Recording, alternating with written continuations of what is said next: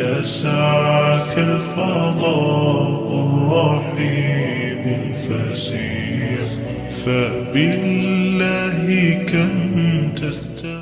السلام علیکم، میرا نام عبدالرحیم ہے. میں مختلف حدیث کی کتابوں سے مختلف ٹاپکس سے ویڈیوز بنا رہا ہوں. تو امام ابو یعلا کی جو مجموعہ حدیث ہے اس سے کچھ حدیثیں ہیں.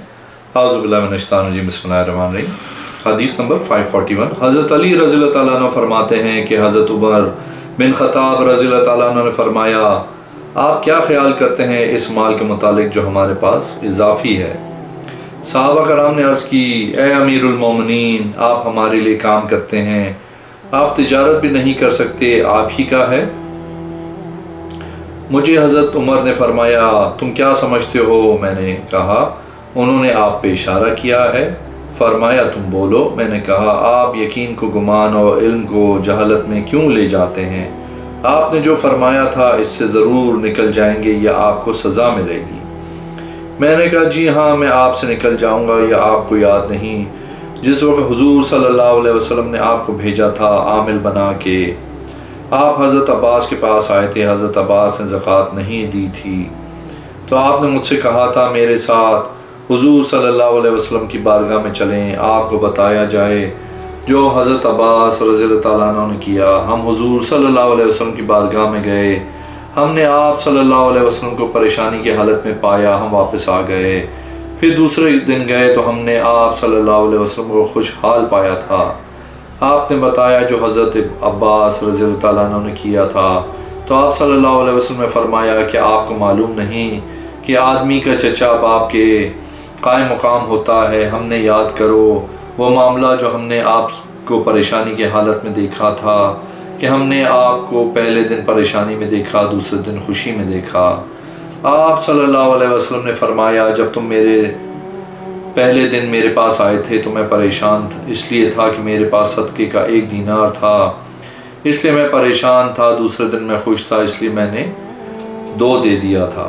حضرت عمر رضی اللہ تعالیٰ عنہ نے فرمایا، آپ صلی اللہ علیہ وسلم نے سچ فرمایا، اللہ کی قسم میں ضرور آپ کا پہلے اور آخر میں شکریہ ادا کروں گا.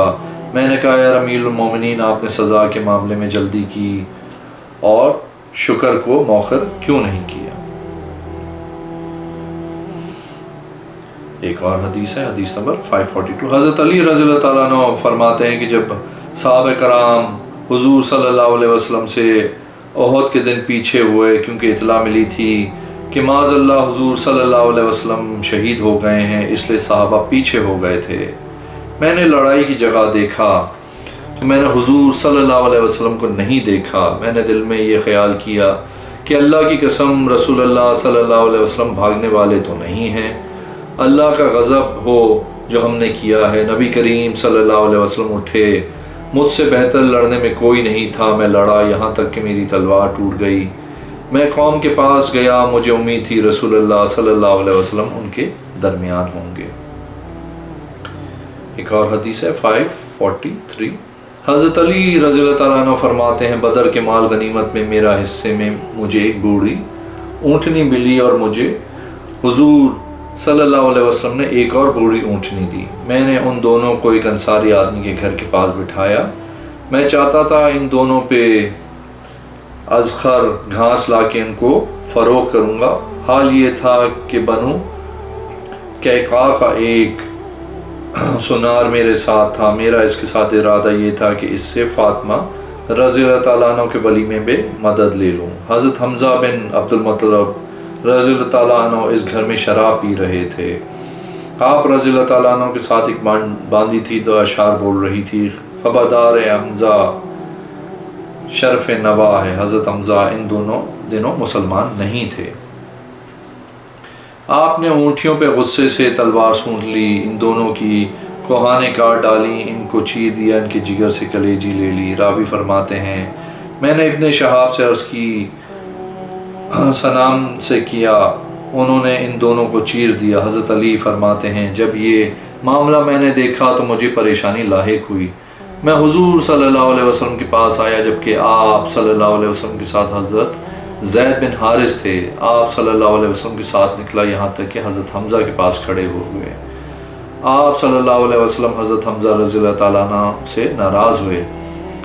حضرت حمزہ نے اپنی آنکھ اٹھائی۔ حضرت حمزہ کہتے ہیں تم سب میرے آباء و اجداد کے غلام نہیں ہو۔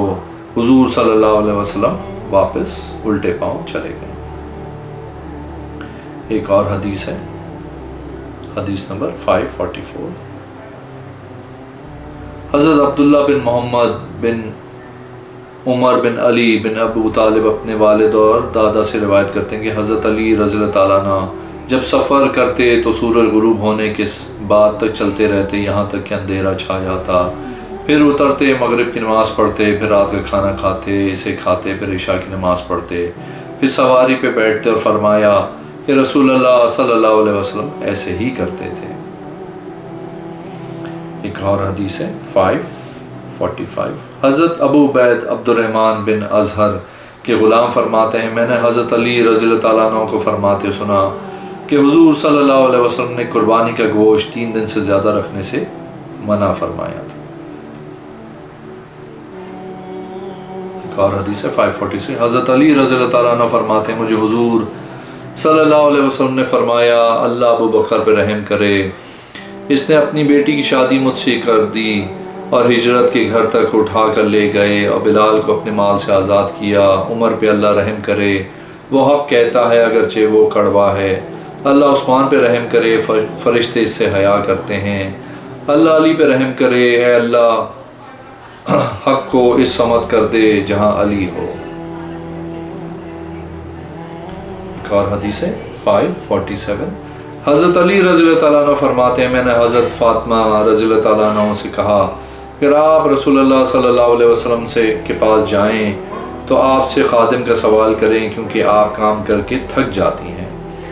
آپ تشریف لائیں تو آپ صلی اللہ علیہ وسلم نے خادم نہیں دیا، فرمایا جو تو نے مانگا ہے اس سے بہتر نہ بتا دوں؟ جب تو بستر پہ آئے تو 33 مرتبہ سبحان اللہ، 34 مرتبہ اللہ اکبر، 33 مرتبہ الحمدللہ پڑھ لیا کرو کیونکہ زبان پہ 100 مرتبہ ہے اور میزان پہ ہر 1000 کے برابر ثواب ملے گا۔ ایک اور حدیث ہے 548۔ حضرت علی رضی اللہ تعالیٰ عنہ فرماتے ہیں رسول پاک صلی اللہ علیہ وسلم ہمارے پاس تشریف لائے، یہاں تک کہ آپ صلی اللہ علیہ وسلم نے اپنا پیر مبارک میرے اور فاطمہ کے درمیان رکھا۔ آپ صلی اللہ علیہ وسلم نے ہمیں سکھایا کہ جب ہم بستر پر سونے کے لیے آئیں تو کیا پڑھیں؟ آپ صلی اللہ علیہ وسلم نے فرمایا 33 مرتبہ سبحان اللہ، 33 مرتبہ الحمدللہ اور 34 مرتبہ اللہ اکبر پڑھ لیا کرو۔ حضرت علی رضی اللہ تعالیٰ عنہ فرماتے ہیں اس کے بعد میں نے کبھی نہیں چھوڑا۔ ایک آدمی نے عرض کی جنگ صفین میں بھی نہیں؟ فرمایا ہاں جنگ صفین میں بھی نہیں چھوڑا۔ ایک اور حدیث ہے 549۔ حضرت علی رضی اللہ تعالیٰ عنہ فرماتے ہیں بے حیائی کرنے والا اور سننے والا گناہ میں برابر کے شریک ہیں۔ ایک اور حدیث ہے 550۔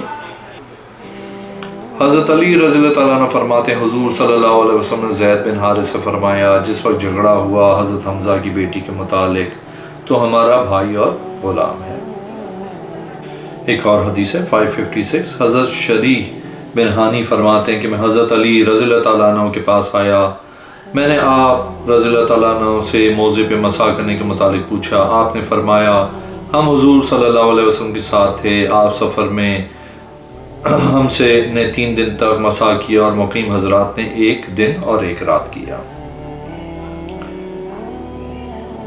ایک اور حدیث ہے 557۔ حضرت علی رضی اللہ تعالیٰ عنہ فرماتے ہیں حضور صلی اللہ علیہ وسلم نے فرمایا تمہارے لیے گھوڑوں اور غلاموں پہ زکوٰۃ معاف ہے لیکن چاندی کی زکوٰۃ ہر 40 درہم میں سے 1 درہم ہے، پھر نہ لیا جائے یہاں تک کہ 200 درہم ہو جائے، پھر جب 200 درہم ہو جائے تو 5 درہم زکوٰۃ ہے۔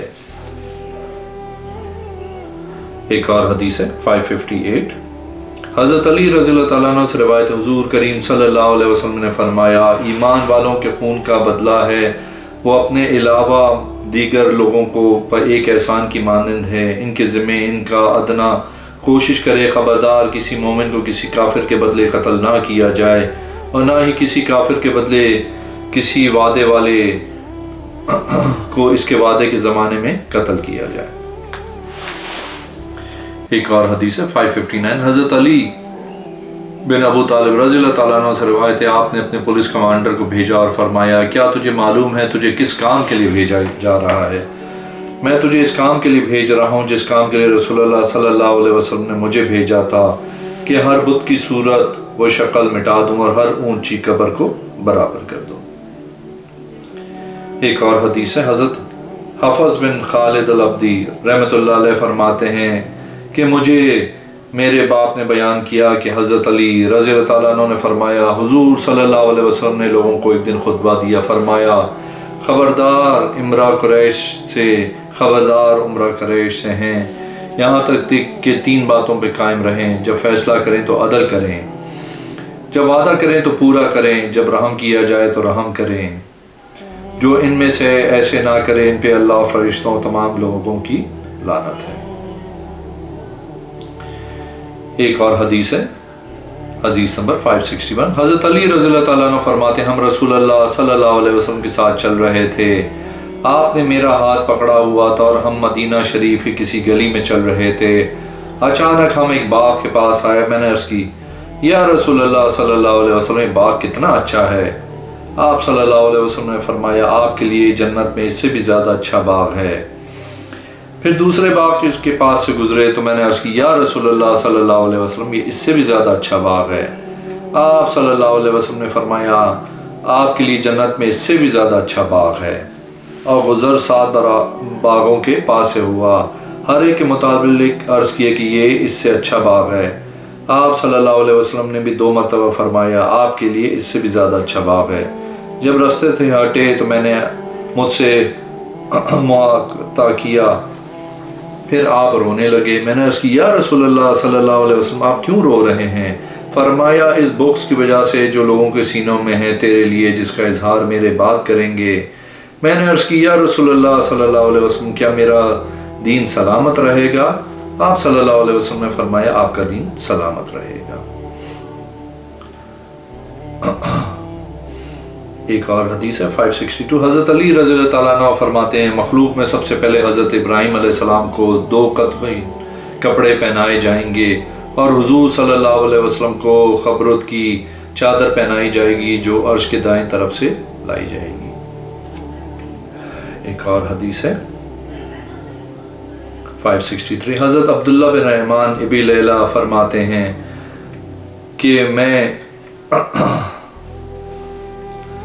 ربھا کے مقام پہ حضرت علی کے پاس موجود تھا، لوگ قسمیں کھانے لگے، آپ رضی اللہ تعالیٰ عنہ نے فرمایا میں اللہ کی قسم دیتا ہوں کسی نے مجھ پہ غم کے موقع کے حضور صلی اللہ علیہ وسلم سے سنا ہے کہ آپ صلی اللہ علیہ وسلم نے جب فرمایا جن کا میں مددگار ہوں اس کا علی مددگار ہے، پہلے کوئی کھڑا نہ ہوا کہ گواہی دے۔ حضرت عبد الرحمن فرماتے ہیں کہ 12 آدمی کھڑے ہوئے، گویا ان میں سے ایک کی شلوار کو دیکھ رہا ہوں۔ انہوں نے عرض کی ہم گواہی دیتے ہیں کہ ہم نے حضور صلی اللہ علیہ وسلم سے سنا ہے جس دن آپ صلی اللہ علیہ وسلم نے غدیر خم کے موقع پہ فرمایا کہ میں مومنوں کی جانوں سے زیادہ قریب نہیں ہوں اور میری بیویاں تمہاری ماں نہیں ہیں۔ ہم نے عرض کیا کیوں نہیں؟